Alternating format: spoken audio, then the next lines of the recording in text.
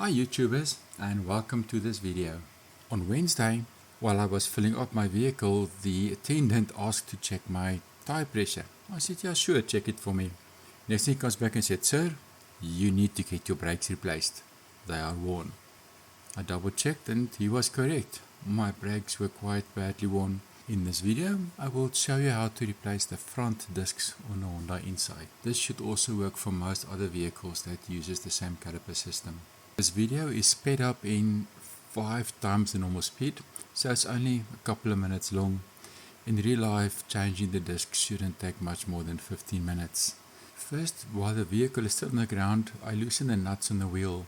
Then I lift the car up using a jack and I place a trestle underneath it to secure it for safety.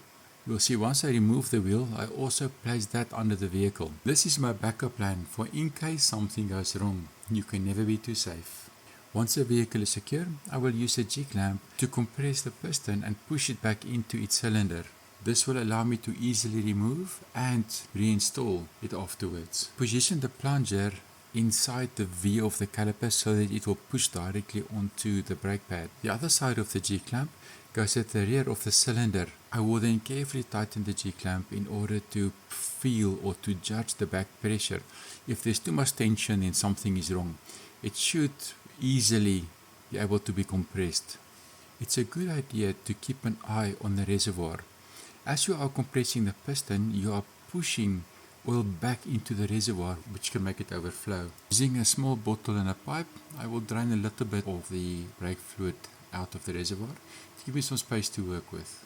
Now I will remove the 2 screws on the outsides of the calipers, holding the sliding pins.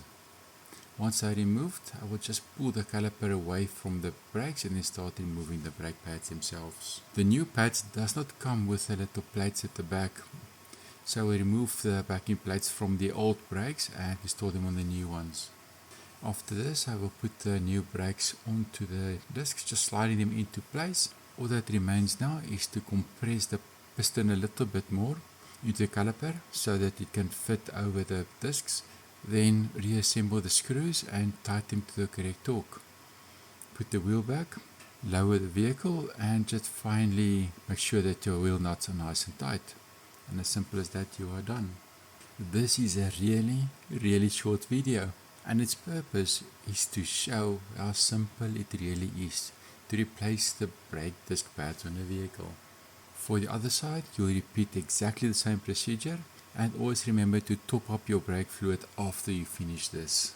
If your brakes feel spongy afterwards, it's a good idea to ask someone to bleed your brake lines for you, as there might be some air in the system. However, if you followed the procedure I have outlined here, you shouldn't have that problem. Thank you for watching, and until next time, stay safe.